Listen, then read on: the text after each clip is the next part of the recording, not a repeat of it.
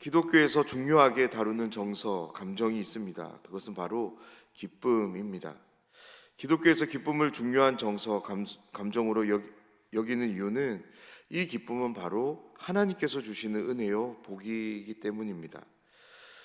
에덴은 하나님이 창조한 인간인 아담이 하와와 함께 영원토록 하나님의 통치와 다스림을 즐거워할 장소였습니다.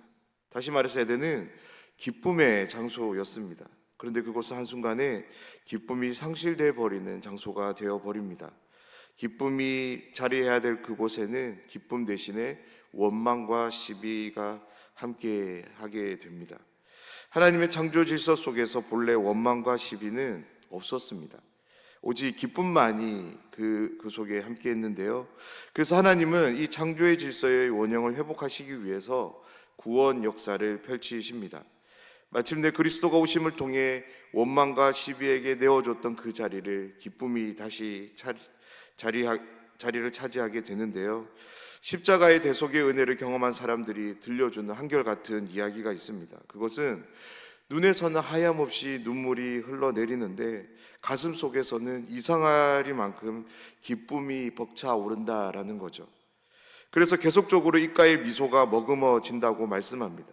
자신이 생각해도 이건 너무나도 이상한데 이러한 감정들이, 두 감정들이 통제할 수 없이 자신에게 일어난다라고 말합니다. 사랑하는 여러분, 우리가 예수님을 처음 믿게 되었을 때, 십자가 앞에서 예수님을 만나게 되었을 때 우리 모두도 이와 같은 경험들을 했을 것입니다. 가슴에서는 무언가가 터질 것 같은 벅찬 감격이 있고 이루 말할 수 없는 기쁨과 함께 입은 웃고 있는데 눈에서는, 코에서는 주체할 수 없는 그런 눈물과 콧물을 흘렸던 그런 경험들이 여러분들에게도 있을 것입니다. 그렇습니다. 예수님을 만날 때 우리는 기쁨을 경험합니다. 더 정확하게 말씀드리면 예수님을 만날 때 우리는 하나님으로부터 기쁨이라는 감정을 선물로 받습니다.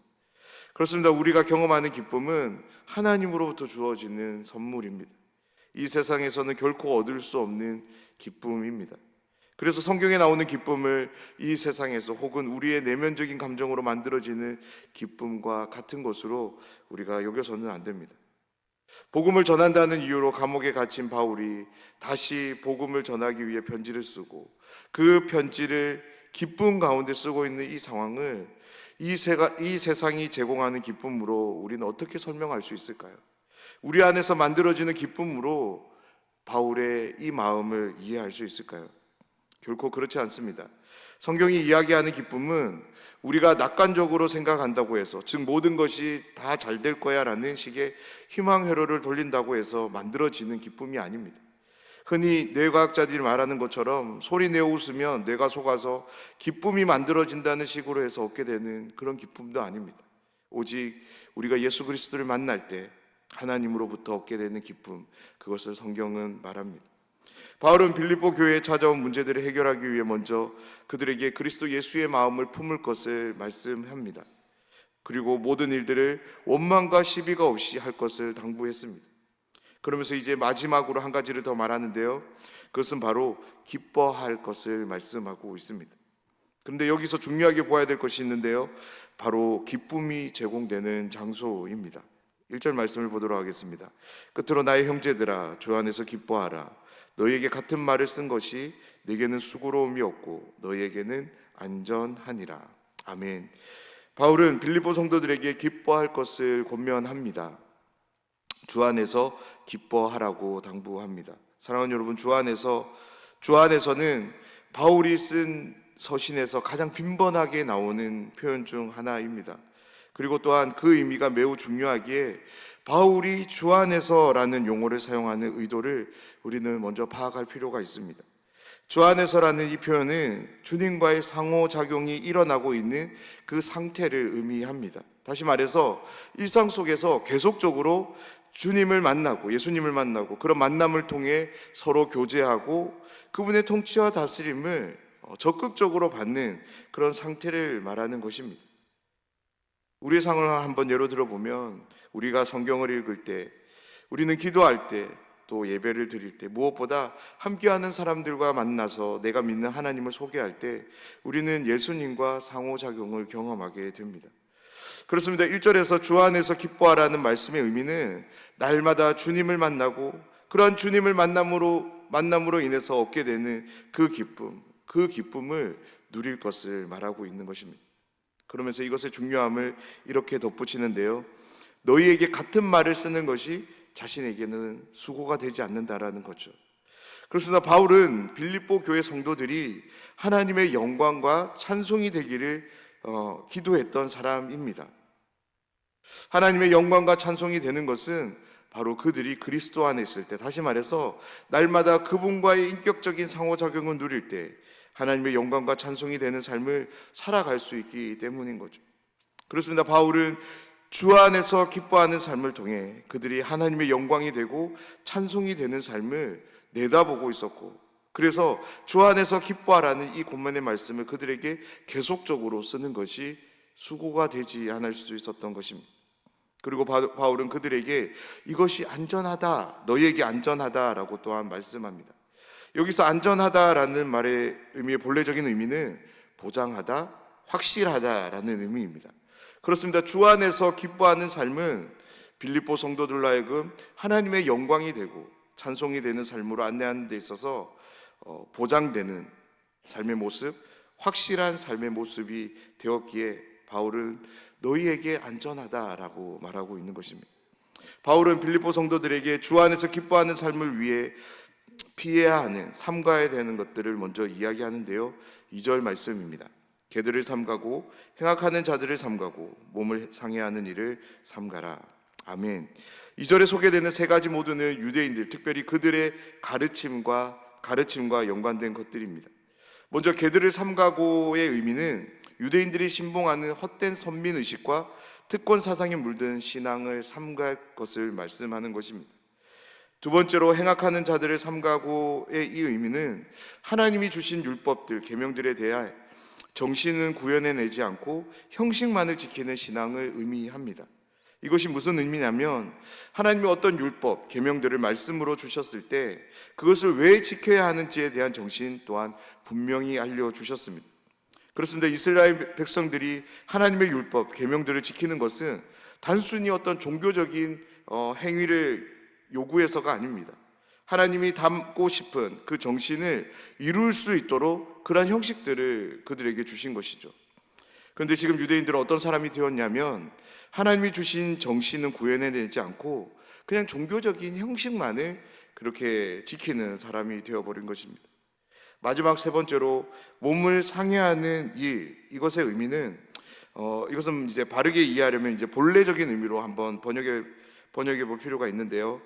이 말의 헬라어를 직접 직역해 보면 살점을 떼어내는 일로 번역이 됩니다. 유대인들이 가장 자랑하는 것이 무엇입니까? 그것은 바로 할례입니다. 그런데 바울은 그 할례를 무엇으로 소개하냐면 그것은 우리에게 있는 어떤 한 살점 조금을 떼어내는 것에 불과하다라고 말하는 것입니다. 그러면서 그것을 삼갈 것을 말하는데요. 왜냐하면 할례가 하나님의 언약 백성이 되는 근원이 아니기 때문인 거죠. 아브라함이 의를 얻고 언약 백성이 된 것은 할례 때문이 아닙니다. 하나님이 자신에게 주신 후손에 대한 믿음, 그 믿음으로 난 의, 그 의로 말미암아 아브라함은 하나님의 언약 백성이 된 것입니다.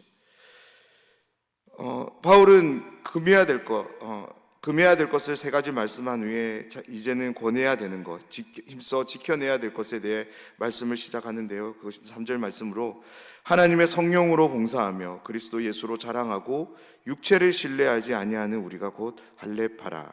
아멘. 빌립보 성도들이 행해야 되는 것들이 이제 이러한 것들이라고 고면하고 있습니다. 이 말씀을 보면 이것을 이끄는 이제 표현이 있는데요. 그것이 무엇이냐면 하나님의 성령과 그리스도 예수로 자랑하는 것입니다. 두 개로 보이지만 실상은 우리가 하나로 볼 수 있을 것 같습니다. 바로 그들이 그리스도 안에 있을 때 경험하게 되는 은혜들인 거죠. 그리스도 안에라는 이 말에 대해서 저는 앞서 인격적 상호작용이 일어나고 있는 상태라고 말씀드렸는데요. 한 가지를 더 말씀드리면 그리스도 안에 서는 바로 그리스도 안에서라는 이러한 삶은 바로 칭의의 결과로 주어지는 은혜입니다. 사랑하는 여러분, 우리 모두는 성령의 효과적인 부르심을 잊기 전, 즉 믿음으로 그리스도의 의를 얻기 전 어디에 있었냐면 그리스도 밖에 있었습니다.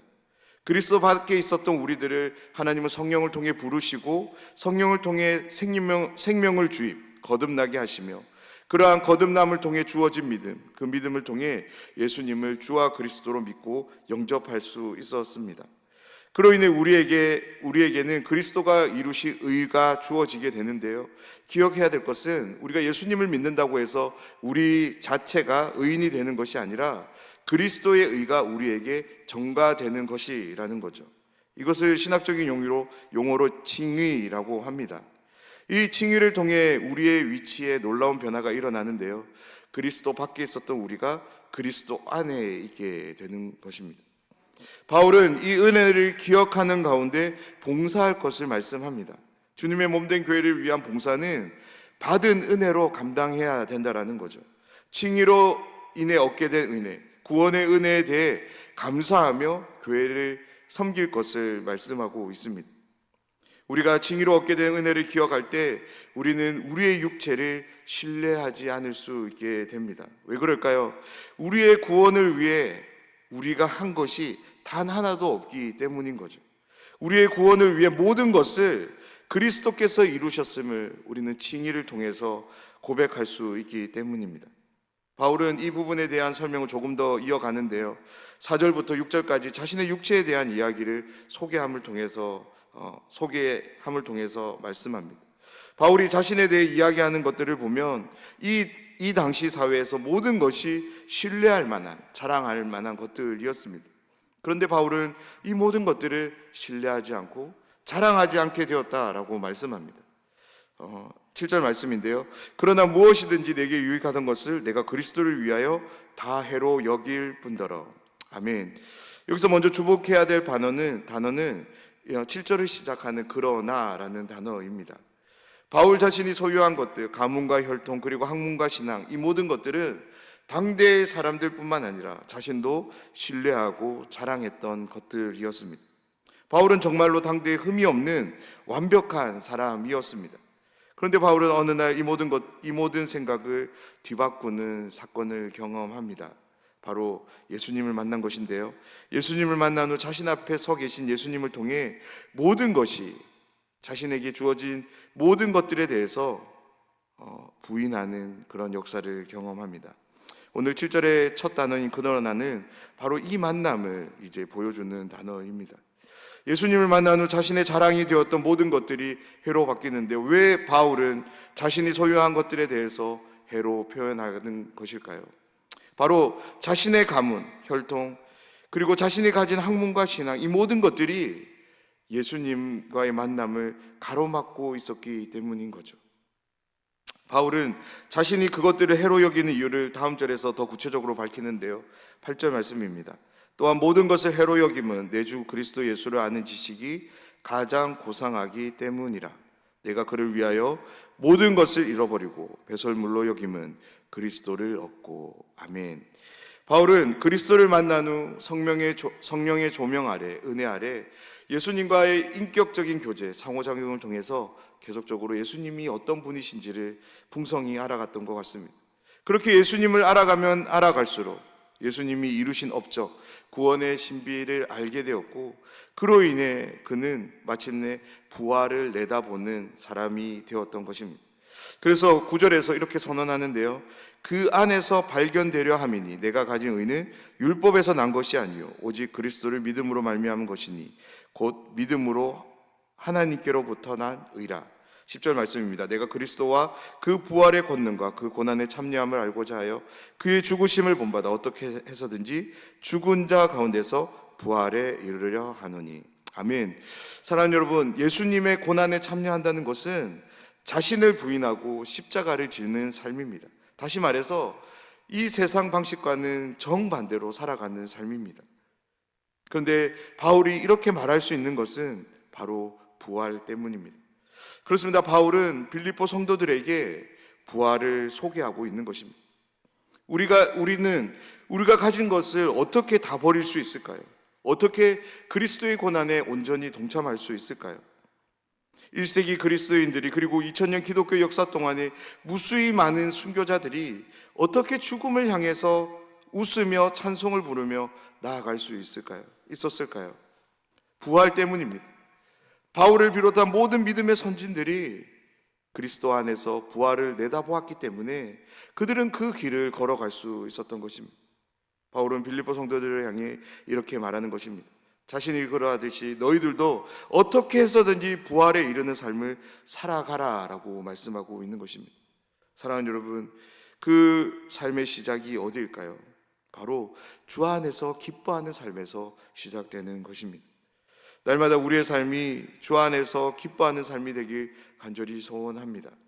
그 삶에서 얻게 되는 은혜를 통해 주님의 몸된 교회를 봉사하며 우리의 육체를 자랑하는 삶이 아닌 그리스도께서 베푸신 은혜를 자랑하는 삶을 살아가는 모든 분들이 되시기를 주님의 이름으로 축복합니다. 그 삶을 통해 날마다 부활을 내다보며 그 부활을 믿음으로 살아가는 모든 분들이 되시기를 주님의 이름으로 축원합니다.